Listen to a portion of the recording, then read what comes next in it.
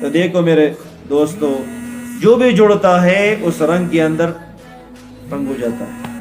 اب دیکھو جو کباب کا کڑی ہوتی ہے وہ گھی کالا ہو چکا ہوتا ہے، اس کے اندر سفید سا سفید کباب بھی ڈالا جائے وہ بھی کالا ہو جاتا ہے، کیوں؟ وہ رنگ اس پہ چڑھا دیتا ہے۔ اللہ اکبر کبیرہ۔ اسی طرح گرین رنگ ہو، سبز رنگ ہو، نیلا ہو، پیلا رنگ ہو، اس کے اندر جو چیز بھی ڈالا جاتا ہے وہ اس جیسا ہو جاتا ہے۔ تو اسی طرح میرے دوستو اللہ قرآن میں فرماتے ہیں صبغۃ اللہ ومن احسن من اللہ صبغۃ، بہترین رنگ کس کا ہے؟ اللہ کا رنگ ہے۔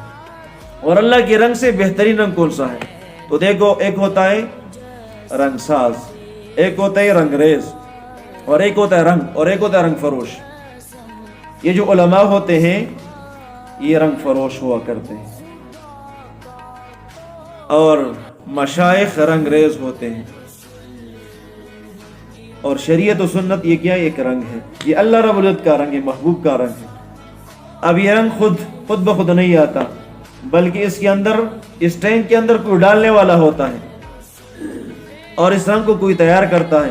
تو علماء رنگ فروش ہوا کرتے ہیں، یہ لوگوں کو بتاتے ہیں کہ یہ سنت ہے، یہ فرض ہے، یہ واجب ہے، اور مشائخ توجہات ڈال کر ان کے اوپر وہ رنگ چڑھا دیتا ہے۔